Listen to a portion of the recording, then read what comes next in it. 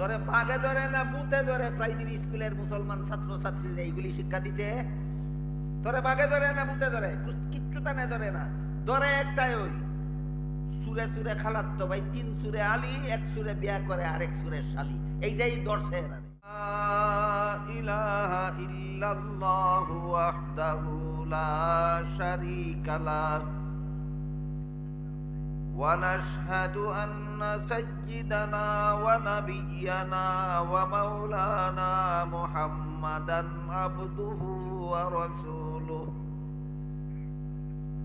সাল্লাল্লাহু তাআলা আলাইহি ওয়া আলা আলিহি ওয়া আসহাবিহি ওয়া বারাকা ওয়া সাল্লাম। আম্মা বা'দু ফাআউযু বিল্লাহি মিনাশ শাইতানির রাজীম। বিসমিল্লাহির রাহমানির রাহিম। وقال الذي اشتراه من مصر لامرأته أكرمي مثواه عسى أن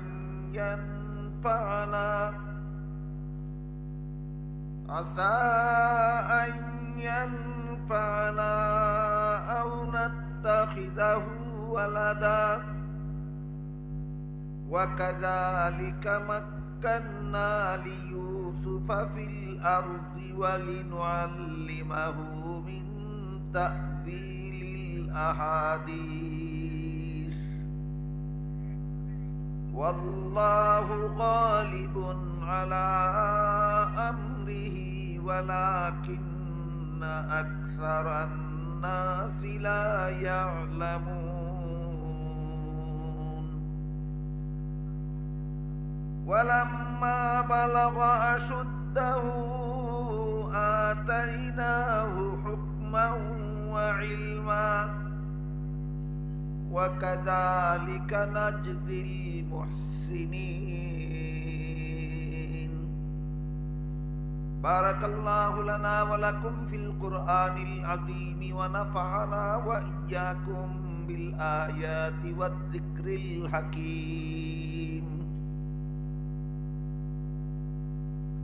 হযরত উলামায়ে কেরাম, মুহতারাম হাজিরিন, গতকাল আমি বলেছি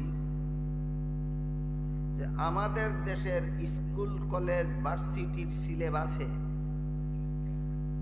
যেহেতু কলেমা কালাম শিখারও ব্যবস্থা নেই,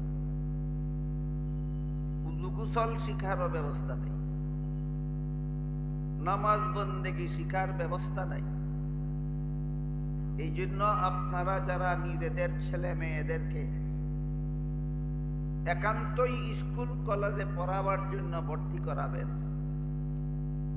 ভর্তি করাবার আগেই নিজের ছেলেদেরকে নিজের মেয়েদেরকে কলেমা কালাম শিক্ষা দিয়া, উযু গোসল শিক্ষা দিয়া, পাক নাফাক শিক্ষা দিয়া, নামাজ কালাম শিক্ষা দিয়া তারপরে ভর্তি করাবেন।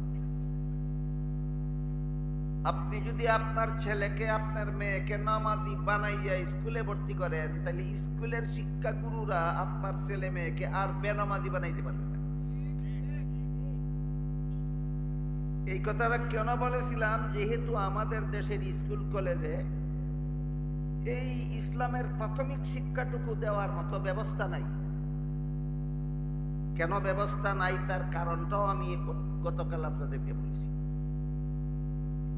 এই দেশের স্কুল কলেজের সিলেবাস তৈরি করার জন্য যাদের হাতে দায়িত্ব দেওয়া হয়, এরা পরিকল্পিতভাবেই এমন একটা সিলেবাস তৈরি করে সরকারের হাতে তুলে দেয় যে সিলেবাস নিয়ে লেখাপড়া করলে মুসলমানের বাচ্চা লতিফ সিদ্দিকী হতে পারে, যে সিলেবাস নিয়ে লেখাপড়া করলে মুসলমানের বাচ্চা ডক্টর আহমদ শরীফ হতে পারে, যে সিলেবাস নিয়ে লেখাপড়া করলে মুসলমানের বাচ্চা তসলিমা নাসরিন হতে পারে। এটা পরিকল্পিত শয়তানি।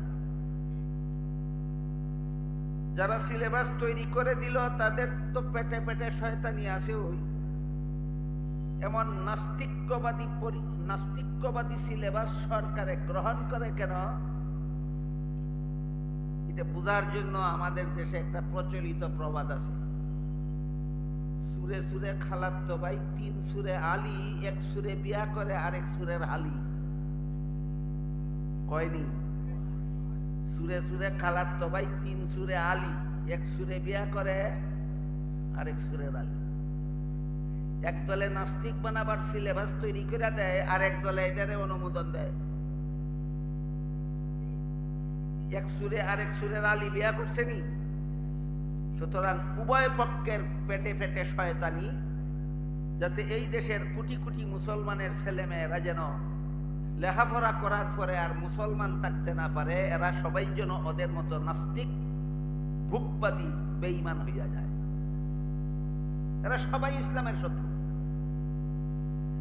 যারা মুসলমানের ছেলে মেয়ের কলেমা কালাম শিকার মতো কথা সিলেবাসে অন্তর্ভুক্ত করে না, এরা যেভাবে ইসলামের শত্রু, ঠিক তেমনি ভাবে যে সমস্ত সরকারেরা এই সিলেবাসকে অনুমোদন করে, এরাও ইসলামের মিত্র। দুইটা ইসলামের শত্রু। ওই 1 সুরে বিয়া করে আরেক সুরে শালী। এরা ইসলামকে এত ভয় পায় কেন? 17 কোটি মুসলমানের দেশের স্কুলের ছাত্র ছাত্রীদেরকে ইসলামের সামান্য শিক্ষা দিতে এত ভয় পায় কেন? এই জিনিসটা আপনাদের সকলের জানা থাকা দরকার। তার কারণ হইল, যত রকমের অপকর্ম সমাজে আছে, যত রকমের দুর্নীতি সমাজে আছে, যত রকমের জালিয়াতি সমাজে আছে, যত রকমের পাপাচার দুনিয়াতে আছে, যত রকমের গুনার কাজ দুনিয়াতে আছে, সবগুলির পথে বাধা একমাত্র ইসলাম। সবগুলির পথে বাধা একমাত্র।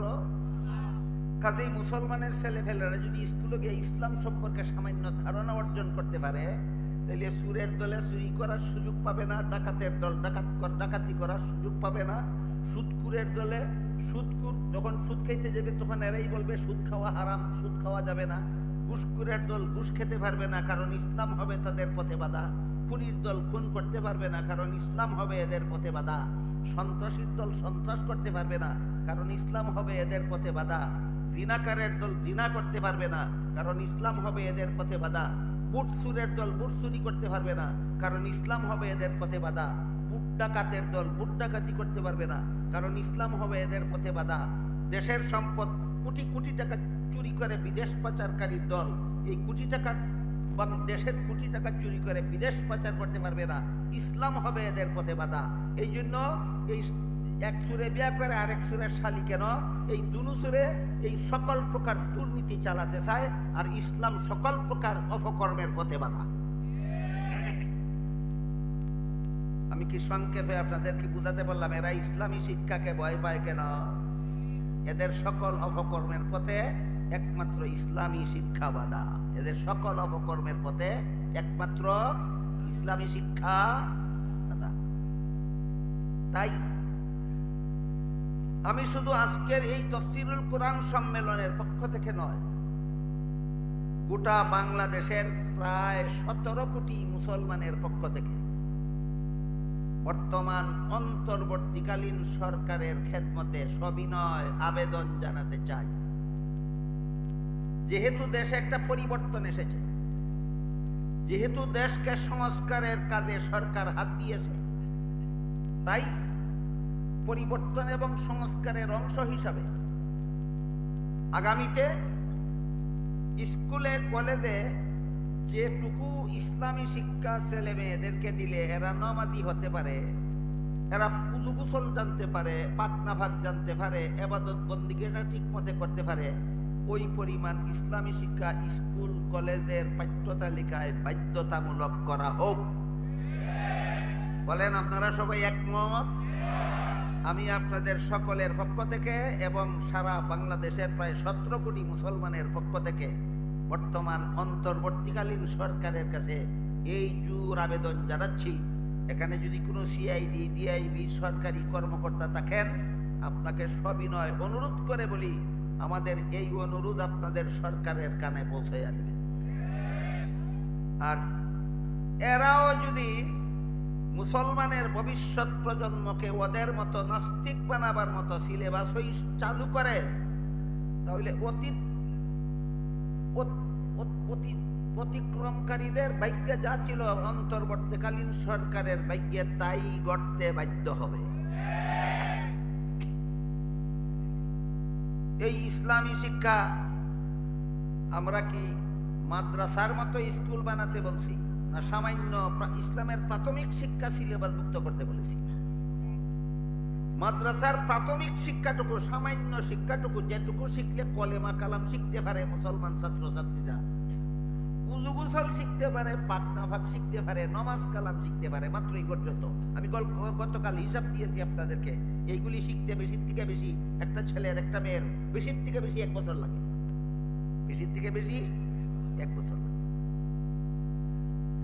আমাদের কওমি মাদ্রাসার প্রাথমিক বিভাগ, যে বিভাগের 5টা ক্লাস আছে, যেটা কওমি মাদ্রাসার প্রাথমিক বিভাগগুলো, এই প্রাথমিক বিভাগের 5টা ক্লাসে সরকারি প্রাইমারি স্কুলে যা কিছু সিলেবাসের অন্তর্ভুক্ত আছে, আমাদের কওমি মাদ্রাসার এই পাঠশালাতেও সবগুলি অন্তর্ভুক্ত আছে।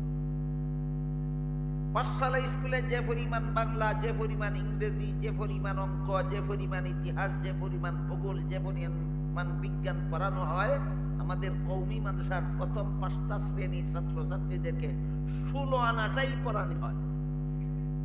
তাইলে আমাদের প্রাইমারি বিভাগ আর সরকারি প্রাইমারি স্কুলের সিলেবাসে কোনো বেশকম আছে? কোনো বেশকম নেই, বিন্দু মাত্র বেশকম নেই।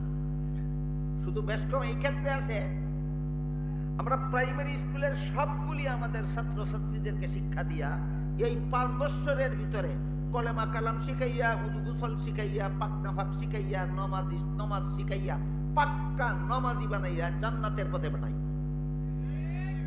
আর সরকারি প্রাইমারি স্কুলে আমরা যা শিখাই তাই শিখায়, কিন্তু উযু গোসল শিখায় না, পাক নাফাক শিখায় না, নমাজ শিখায় না, নমাজি বানায় না, না বানাইয়া আপনাদের কলিজার টুকরা ছেলে মেয়েদেরকে জাহান্নামের পথে পাঠায়। ফরা সমান ওই পথ দুইটা, ফরা সমান ওই পথ দুইটা। তারা যা ফরায় আমরা তাই ফরাই, কিন্তু আমরা এইগুলি ফরাইয়া আপনাদের সন্তানকে জান্নাতের পথে পাঠাই, আর তারা এইগুলি ফরাইয়া আপনাদের সন্তানকে জাহান্নামের পথে পাঠায়। আরেকটা বেশ কম আছে, আমরা প্রাইমারি স্কুলের সিলেবাসের সবটুকু আমাদের ছাত্রছাত্রীদেরকে শিক্ষা দিয়া নমাজি বানাইয়া জান্নাতের পথে পাঠাই, সরকারের 1 পয়সাও না খাইয়া। আর তারা এইগুলি ওই শিক্ষা দিয়া আপনাদের ছেলে মেয়েরে জাহান্নামী বেনামাজি বানাইয়া জাহান্নামের পথে পাঠায়। প্রত্যেকটা শিক্ষক প্রতি মাসে সরকারের 20,000 টাকা খাইয়া। আমরা সরকারের 1 পয়সা না খাইয়া এইগুলি ফরাই, নমাজি বানাই, আপনাদের সন্তানকে জান্নাতের পথে পাঠাই। আর প্রাইমারি স্কুলের তারা এইগুলি ফরায়, বেনামাজি বানায়, জাহান্নামের পথে পাঠায়। এক একজন শিক্ষক প্রতি মাসে সরকারের কত টাকা খাইয়া? এই তুলনামূলক পার্থক্যটা 17 কোটি মুসলমানের বোঝা দরকার, জানা দরকার, জীবন ভর মনে রাখা দরকার। তোমরা যা কিছু ফরাও সবগুলি আমরা ফরাই, তাইলে আমরা এদেরকে নামাজি বানাইতে পারি, তোমরা বানাইতে পারো না কেন? কারণ একটাই, সুরে সুরে খালাতো ভাই, 3 সুরে আলী, 1 সুরে বিয়া করে আর 1 সুরে শালি। কারণ একটাও।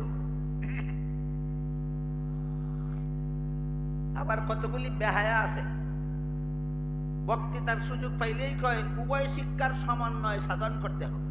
এই গুড়ার ডিম বুঝস, সমন্বয় সাধন দফতে অর্থ বুঝস, উভয় শিক্ষার সমন্বয় সাধন করতে হবে। বলেন তো, আমরা কওমি মাদ্রাসার প্রথম 5টা বৎসরে প্রাইমারি স্কুলের সব কিছু পড়াই কিনা? তারা কি নমাজ রোজা খানো শিক্ষা দেয়? সমন্বয় কেমনে হয়? সমন্বয় শব্দের অর্থ শিখছ জীবনে কোনোদিন গোড়ার দিন? সমন্বয় কয় তোমরা যা পড়াও আমরা তাই পড়াইব, তো আমরা যা বানাই তোমরা তাই বানাইবা, তোমরা যা পড়াও আমরা তা পড়াই, কিন্তু আমরা নামাজি বানাই, তোমরা বেনামাজি বানাও কেন? তাহলে সমন্বয় লফজ বেটা, তোর হায়া লজ্জা নাই?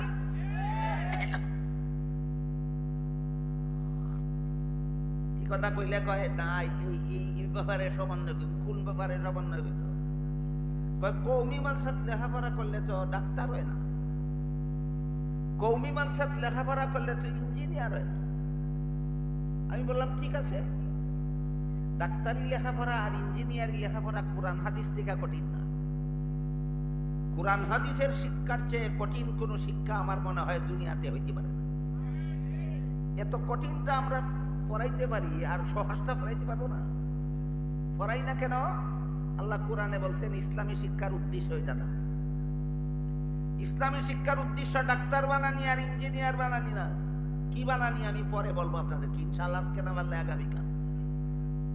মাদ্রাসা শিক্ষার উদ্দেশ্য সুস্পষ্টভাবে কোরআন হাদিসে বর্ণিত আছে। মাদ্রাসা শিক্ষার উদ্দেশ্য না ছাত্রদেরকে ডাক্তার বানানি, মাদ্রাসা শিক্ষার উদ্দেশ্য না মাদ্রাসার ছাত্রদেরকে ইঞ্জিনিয়ার বানানি। এই জন্য আমরা পড়াই না।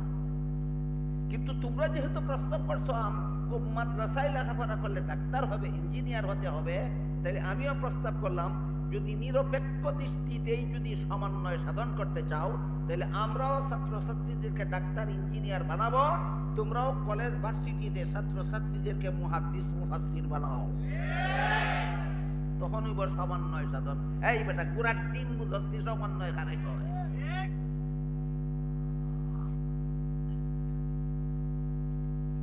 বরং এই ব্যাপারে আমি সমন্বয় সাধনের একটা প্রস্তাব করি আপনাদের কাছে। আপনার পছন্দ হইলে গ্রহণ করবেন, নাইলে আমার কথা আমারে ফিরিয়ে দিবেন। ধরেন এক ব্যক্তির দুইটা ছেলে আছে, একটা ছেলের স্কুলে লেখাপড়া করতে দিল আর একটা ছেলের মাদ্রাসায় লেখাপড়া করতে দিল। স্কুলের ছেলেটা শেষ পর্যন্ত মেডিকেল কলেজের পরীক্ষায় পাস করে MBBS ডাক্তার হইল, আর মাদ্রাসায় যে ছেলেরে পড়তে দিল এই ছেলে মাদ্রাসায় লেখাপড়া করে একজন বড় আলেম হইল। এই বড় আলেম, মাদ্রাসা পড়ুয়া আলেম যদি আল্লাহ না করুক কোনো জটিল রোগে আক্রান্ত হয়, তার চেয়েও বড় আলিমের প্রেসক্রিপশন নিয়ে ঔষধ খাবে না ডাক্তার ভাইয়ের পরামর্শ নিতেই হবে? নীতি। আপনি যত বড় আলেম হন না কেন, চিকিৎসা আপনি জানেন না, চিকিৎসা আপনার ভাইয়ে জানে। কথা বুঝেন কিনা আপনারা? একজন আলেম যত বড় আলেম হোক না কেন, রোগের চিকিৎসা আলেম জানে না, যে ভাই ডাক্তার হইছে সেই ভাই জানে। তুমি যত বড় আলেম হও না কেন, তোমার চিকিৎসার দরকার, তোমার কথায় হবে না, তোমার চেয়ে বড় আলেমের কথায় হবে না। চিকিৎসা তোমার ভাই ডাক্তার আছে তার কথা মতো চিকিৎসা করতে হবে। আর যেই ব্যক্তি ডাক্তার, এই ব্যক্তি যদি পরকালে জাহান্নাম থেকে বাঁচতে চায়, তাহলে আরো বড় ডাক্তারের কথা মতো জীবনযাপন করতে হবে না, আলেম ভাইয়ের কথা মতো চলতেই হবে। এইটার নাম হইল সত্যিকারের সমন্বয় সাধন। বুঝাইতে পারলাম? উভয় শিক্ষার সমন্বয় সাধন, সমন্বয় সাধন, সমন্বয় সাধন। যে সমস্ত গণ্ড মূর্খরা জপে, পুরার ডিম বুঝে না সমন্বয় সাধনের অর্থ কি। আমার প্রস্তাবগুলি যদি আপনারা বুঝে থাকেন, তাহলে বলুন এইগুলি কি যুক্তিসম্মত নয় না চূড়ান্ত যুক্তিসম্মত? তাহলে আমি এইটাও জাতির কাছে আবেদন পেশ করলাম, এই প্রস্তাবগুলি যদি যুক্তিসম্মত হয়, প্রস্তাবগুলি গ্রহণ করুন। আমরা প্রথম 5 বছরে প্রাইমারি স্কুলের সব পড়াই, এর সাথে পাক্কা নামাজি বানাই। তোমরাও সরকারি প্রাইমারি স্কুলে যা কিছু পড়াও, এর সাথে মুসলমান ছেলে মেয়েরা নামাজি বানাও। আর আমাদের মাদ্রাসায় উচ্চ শিক্ষা লাভ করে যত বড় আলেম হোক না কেন, চিকিৎসার জন্য ডাক্তারের কাছে পাঠাই। তোমরা স্কুল কলেজ ভার্সিটিতে ফিরে যারা ডাক্তার ইঞ্জিনিয়ার হইছ, তোমরা যদি পরকালে জাহান্নাম থেকে বাঁচতে চাও, তা আলেমদের কথা মতো জীবনযাপন করো। এই সমন্বয় সাধনের প্রস্তাবটা আমি আপনাদের পক্ষ থেকে জাতির কাছে, সরকারের কাছে পেশ করলাম। আপনারা সমর্থন করেন?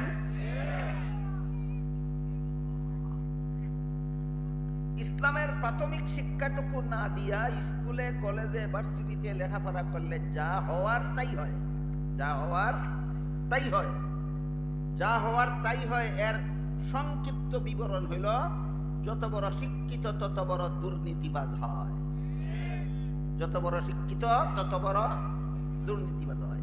কারণ তার অন্তরে ইসলামী শিক্ষার ছোঁয়া লাগছে না, ইসলামী শিক্ষার পরশ নাই তার অন্তরে।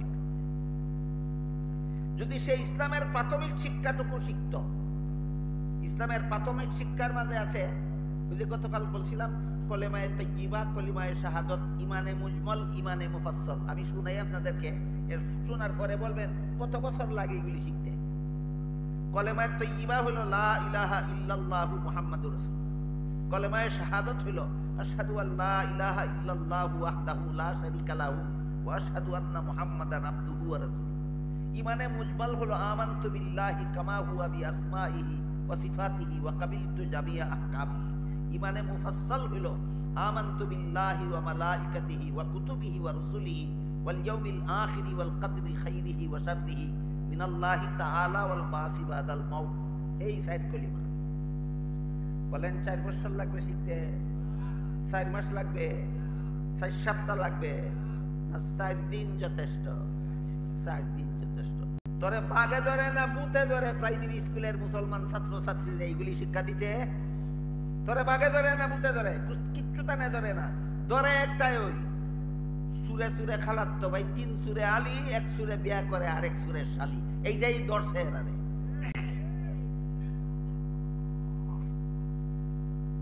এই চতুর্থ কলিমার শেষ কথাটা কি? চতুর্থ কলিমার শেষ কথা হইল ওয়াল বাসি বাদাল মাউত। মরণের পর আমাকে জীবিত হয়ে আল্লাহর সামনে দাঁড়াতে হবে, জীবনের সকল কাজের হিসাব দিতে হবে। চতুর্থ কলিমার শেষ কথা। যে 4 কলিমা আপনি 4 দিনে শিখলেন মাদ্রাসাত গিয়া, এই 4 কলিমার চতুর্থ কলিমার শেষ কথা হলো ওয়াল বাসি বাদাল মাউত। মরণের পরে আমার জীবিত হয়ে আল্লাহর সামনে দাঁড়াতে হবে, জীবনের সকল কাজের হিসাব দেওয়ার জন্য। বিশ্বাস আছে নি আপনারা? শিখায়নি প্রাইমারি স্কুলও, শিখায়নি হাই স্কুলও, শিখায়নি কলেজও, শিখায়নি ভার্সিটি। কেন? সিলেবাসটা অনেক লম্বা, এই জন্য না সুরে সুরে খালাত্তো ভাই হওয়ার কারণে। বুঝেন নাই কিছু? বলেন অনেক লম্বা সময় ব্যয় হয়, এই জন্য শিখায় না। চুরে চুরে খালাত্তো ভাই হওয়ার কারণে শিখায় না। চুরে চুরে খালাত্তো ভাই শিখাইলেই তো, ইসলাম শিখলেই তো এদের সব অপকর্মের পথে বাধা হইয়া দাঁড়াইবে প্রাইমারি স্কুলের ছাত্ররা, এদের সব হারাম কাজের পথে বাধা হইয়া দাঁড়াইবে হাই স্কুলের ছাত্ররা, এদের সকল হারাম খুরির পথে বাধা হইয়া দাঁড়াবে কলেজের ছাত্ররা। কাজে এদেরকে এই শিক্ষার থেকে বঞ্চিত রাখা দরকার, অবাধে যেন সকল প্রকার অপকর্ম আর হারাম কাজেরা সমাজে চালাতে পারে।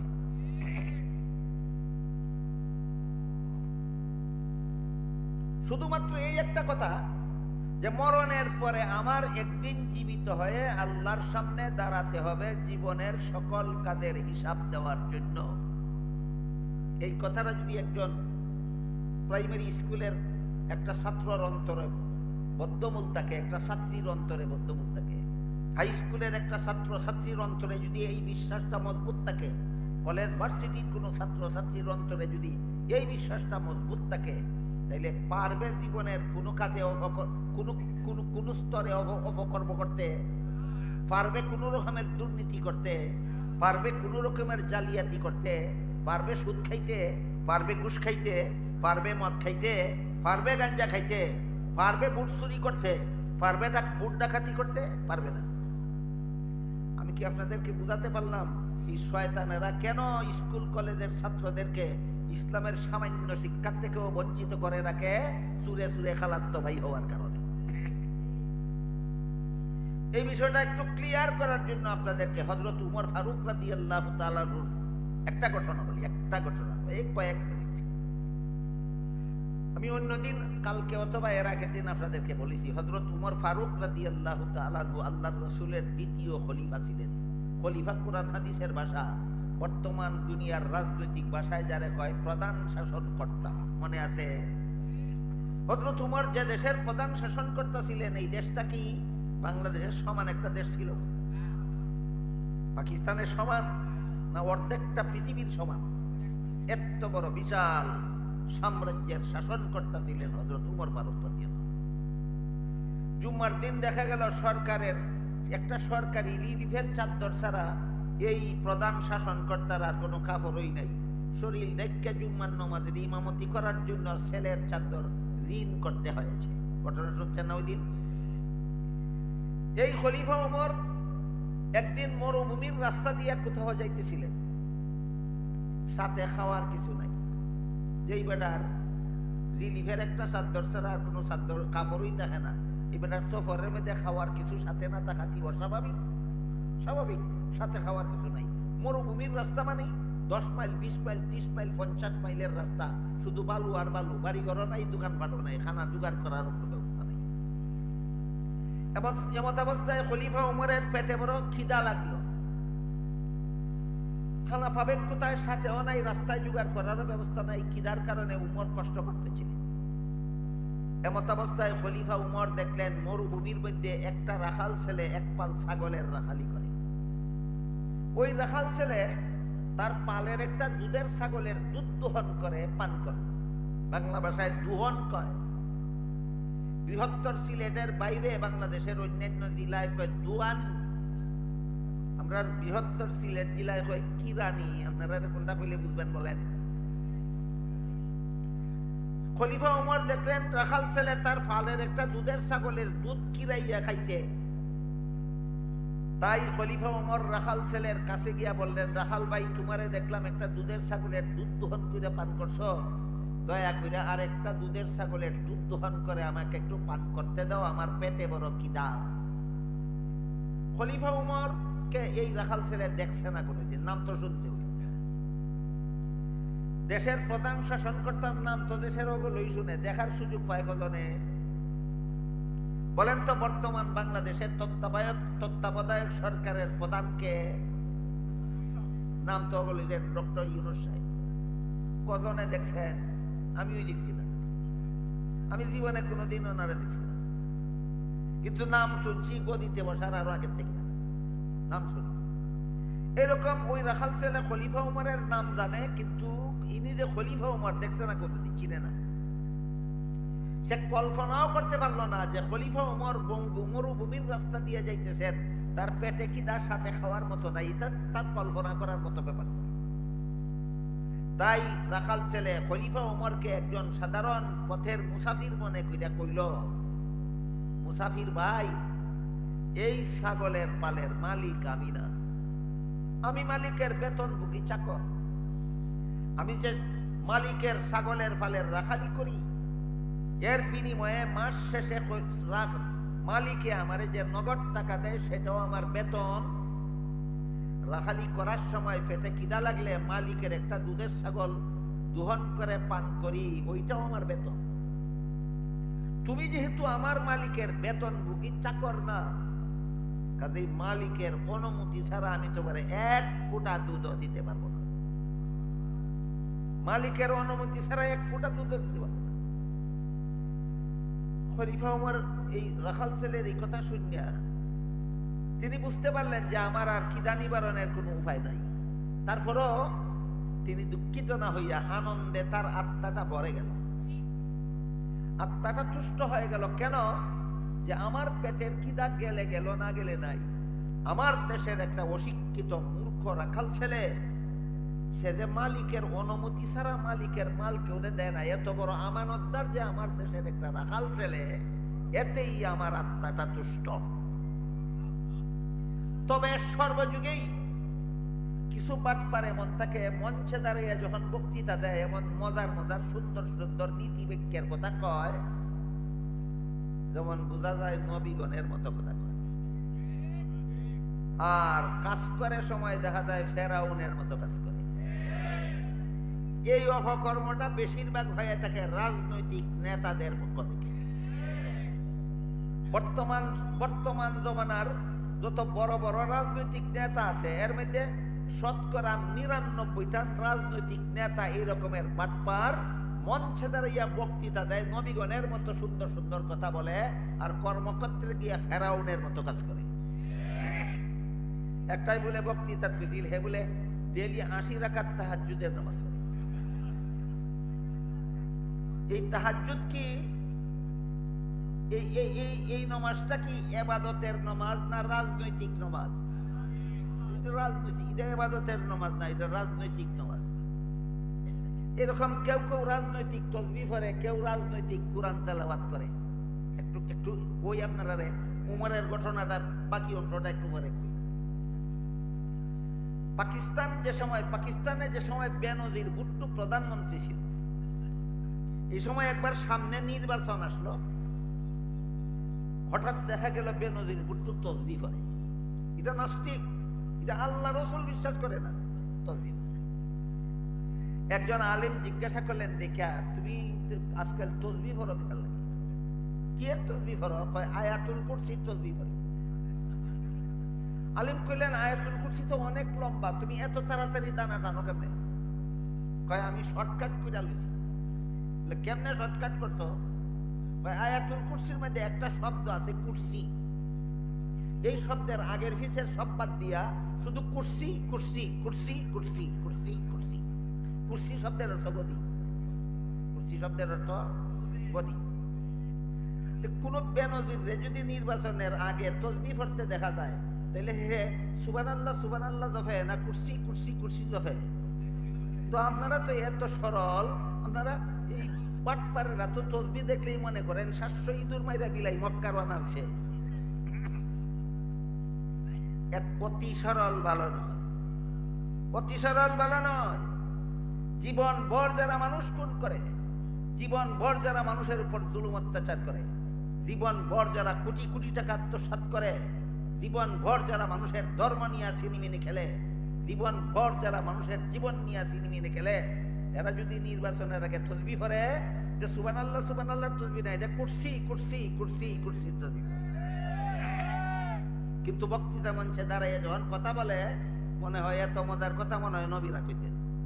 এই ধরনের বাটপার বেশিরভাগ রাজনৈতিক নেতা নেত্রীরা হইয়া থাকে।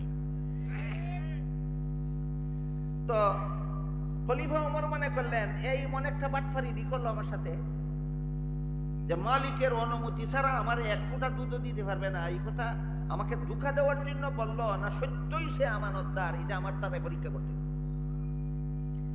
তাই খলিফা উমর এই রাখাল ছেলের আসল অবস্থা পরীক্ষা করার জন্য কইলেন, আচ্ছা ঠিক আছে, তুমি যদি বিনামূল্যে এক ছাগলের দুধ আমারে না দাও, তাইলে একটা দুধের ছাগল আমার কাছে উচিত মূল্যে বিক্রি করে দাও। যখন মাগনা না উচিত মূল্যে বিক্রি করে দাও। এতে তোমার একটা উপকার হবে, আমার একটা উপকার হবে। আমার উপকার এই হবে যে ছাগলটা কিনে আমি এখন ওই ছাগলের দুধ দহন করে পান করবো, আমার পেটের খিদা নিবারণ হবে।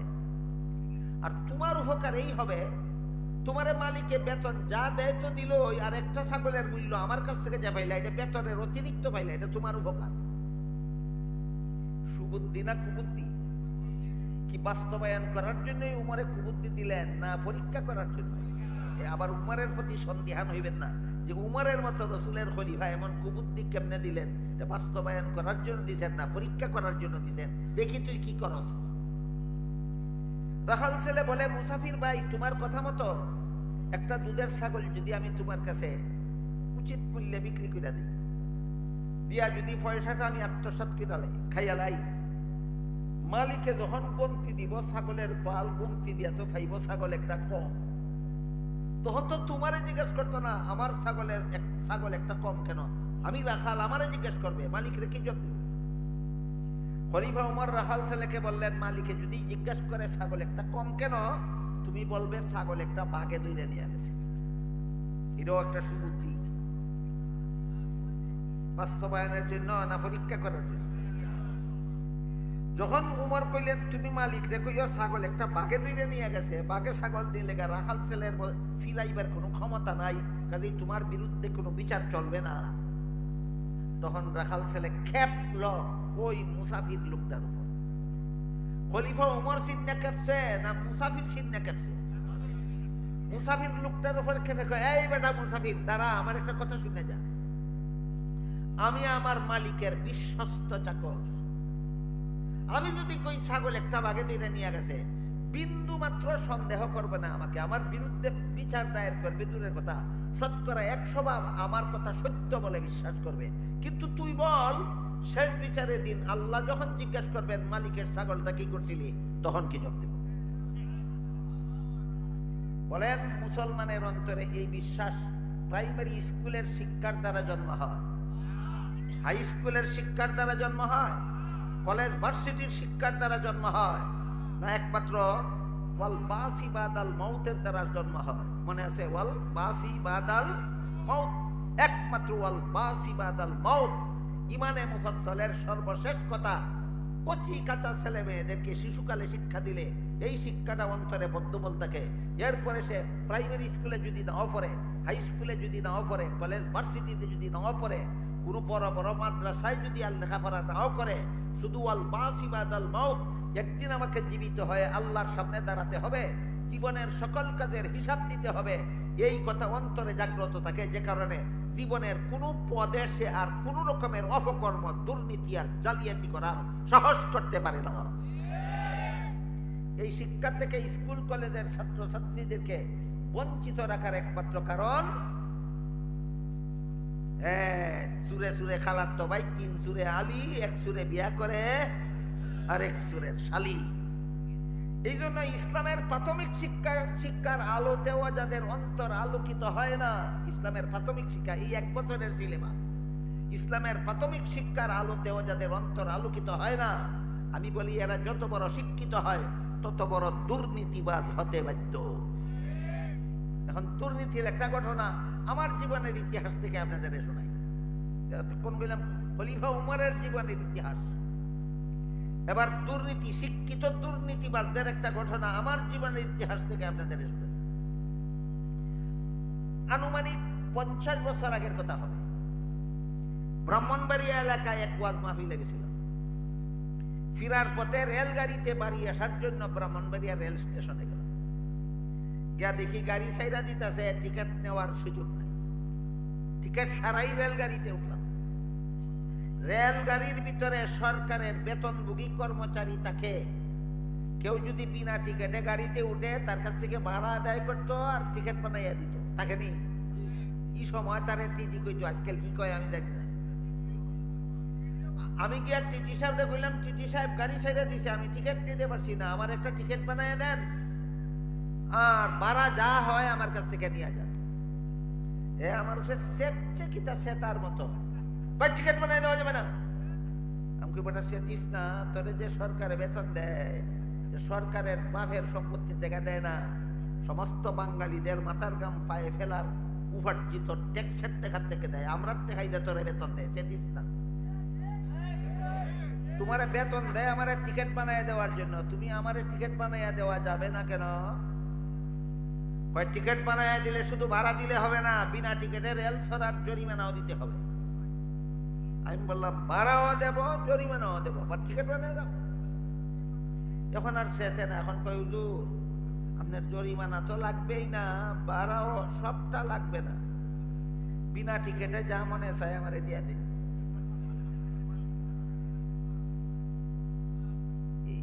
এটা কোন সুরের খালাতো ভাই? এটা তুমি শালাতো ভাই, দেখো তুই সুরের খালাতো ভাই না শালাতো ভাই রে?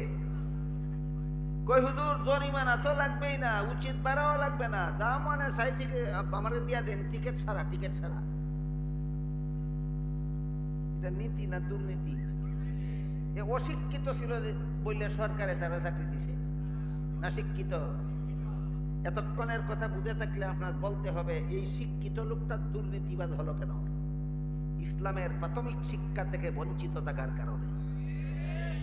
এই ধরনের দুর্নীতিবাজ সারা দেশবাসীরা এরা বানাইতে চায়, যেন সুরে সুরে খালাতো ভাই হইয়া সবাই চুরি করতে পারে, কেউ কাউরে না ধরে।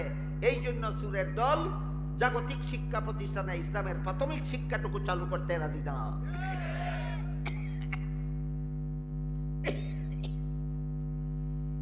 আমি কইলাম বিনা টিকিটে তোমার আমি একটা পয়সাও দিলাম না, টিকিট ছাড়া একটা টাকাও দেব না তোমার।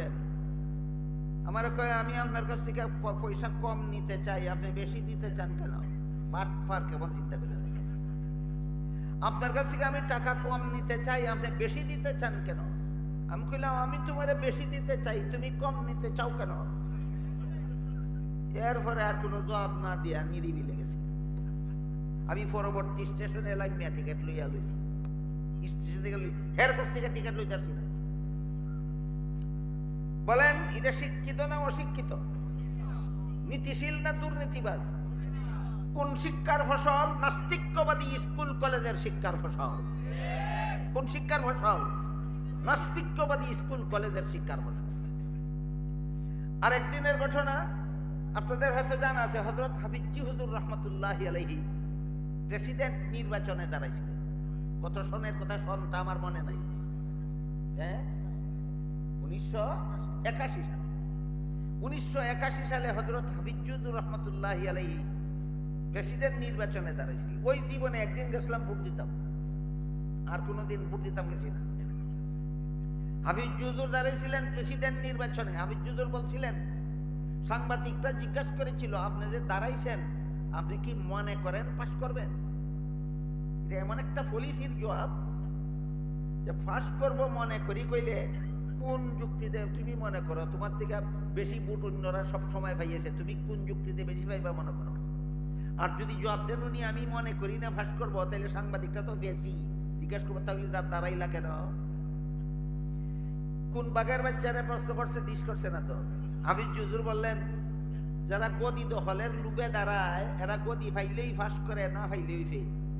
আমি গদি দখলের লুবে দাঁড়াইছি না, আমি ইমানদারদেরকে ভোট দেওয়ার জায়গা তৈরি করে দিবার লাগি, আল্লাহরে খুশি করবার লাগি দাঁড়াইছি। আমার নির্বাচনে ফেইলের কোনো অস্তিত্ব নাই। আমি গদি ফাইলেও ফাঁস, না ফাইলেও ফাঁস। আমি আল্লাহরে খুশি করবার লাগি দাঁড়াইছি, আমি গদি ফেবার লাগি দাঁড়াইছি না। কাজে আমার দাঁড়ানি দেওই ফাঁস, গদি ফাইলেও ফাঁস, না ফাইলেও ফাঁস। হাফিজ হুজুর সাংবাদিকদের প্রশ্নের এই জবাব দেওয়ার কারণে ওই জীবনে একদিন গেছিলাম ভোট দিতাম।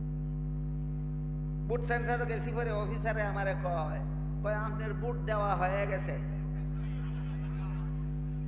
যে সুরে দিল ভোট আর যে সুরে লইল, এই দুটোটা অশিক্ষিত না শিক্ষিত? এরকম শিক্ষিত সুর বাংলাদেশে বর্তমানে আর নাই। ওই 50 বছর আগে রেলগাড়ির মধ্যে যে একটা শিক্ষিত সুর ভাইছিলাম টিটি, এইরকম শিক্ষিত সুর বাংলাদেশে আর নাই। তাহলে যদি বলেন আপনারা আছে, আপনাদের বলতে হবে শিক্ষিত হইয়া এত বড় দুর্নীতিবাজ হয় কেন? শিক্ষিত হইয়া অত বড় চোর হয় কেন? কারণ একটাই, স্কুল কলেজ ভার্সিটির মুসলমান ছাত্র ছাত্রীদেরকে এই শয়তানেরা ইসলামের প্রাথমিক শিক্ষা থেকে বঞ্চিত করে রেখেছে, এইভাবে অবাধে চুরির কর্ম চালাবার জন্য। কালকের থেকে আজকে এই পর্যন্ত যা আলোচনা হইল, শুধু কালকে বলছিলাম যে শিক্ষা দুই প্রকার, একটা জাগতিক শিক্ষা, একটা ইসলামী শিক্ষা। এই পর্যন্ত মাত্র জাগতিক শিক্ষা সম্পর্কে সামান্য আলোচনা আপনাদের সামনে তুলে ধরলাম। ইনশাআল্লাহ আগামীকাল যদি আপনারাও আসেন, আমাকে আল্লাহ বাঁচিয়ে রাখেন, আগামীকাল ইসলামী শিক্ষা সম্পর্কে আপনাদের সামনে আলোচনা পেশ করা হবে। এই পর্যন্ত যা শুনলাম শুনাইলাম, আল্লাহ এর আলোকে আমাদের জীবন গড়ার তৌফিক দান করুন, আমিন। সুবহান রাব্বিকা রাব্বিল ইজ্জাতি আম্মা ইয়াসিফুনা ওয়া সালামুন আলাল মুরসালিন ওয়ালহামদুলিল্লাহি রাব্বিল আলামিন।